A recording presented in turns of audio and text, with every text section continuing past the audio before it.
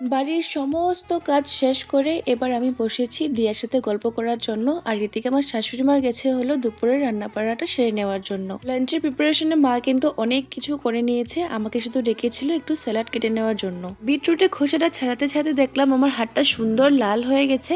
ভাবলাম এটা যদি গালে অ্যাপ্লাই করি গালটা তো কত সুন্দর লাগবে দেখতে। তখন এই সমস্ত কাজবাজ ছেড়ে বিটরুটের খোসাটা হাতে নিয়ে প্রথমে আমার শাশুড়ি মার গালে অ্যাপ্লাই করে দিয়েছি।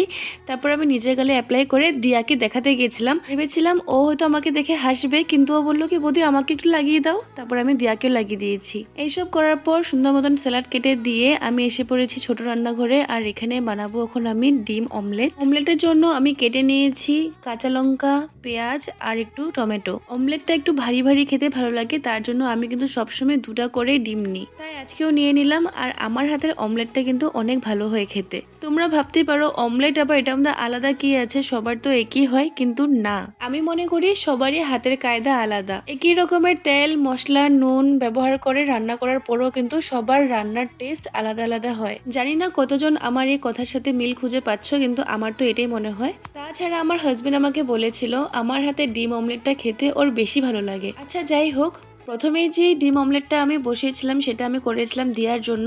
আর সেটাতে একটু সুন্দর করে ভারী ভারী করে দেওয়ার চেষ্টা করেছিলাম।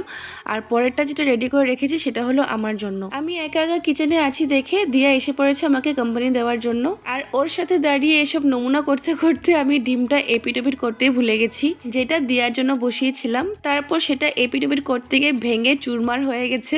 পরে এটা নিয়ে একটু হাসাহাসি চলছিল। তারপর আমার জন্য যেটা রেডি করে রেখেছিলাম সেই ডিমটা সুন্দর করে দিয়ে দিয়েছি আর সেটা সুন্দর করে বানিয়ে নিয়েছি। তারপর আমি দিয়াকে বলে দিয়েছি যেটা ভেঙে চুরমার হয়ে গেছে সেটা কিন্তু আমি নেব, আর যেটা সুন্দর করে বানিয়েছি সেটা তোমাকে দেব। মার কমপ্লিট রান্না হয়ে যাওয়ার পর আমি ছোট রান্নাঘরে গেছিলাম, ততক্ষণে কিন্তু মা ভগবানকে ভোগ লাগিয়ে দিয়েছে। তারপর আমরা তিনজনে একসাথে খেতে বসে গেছি। খাবার খেয়ে উঠতে না উঠতেই দিয়ার বাড়ি যাওয়ার সময় হয়ে গেছিল, তাই আমি ওকে রাস্তা অবধি আগে দিতে এসেছিলাম। আজকের জন্য টাটা।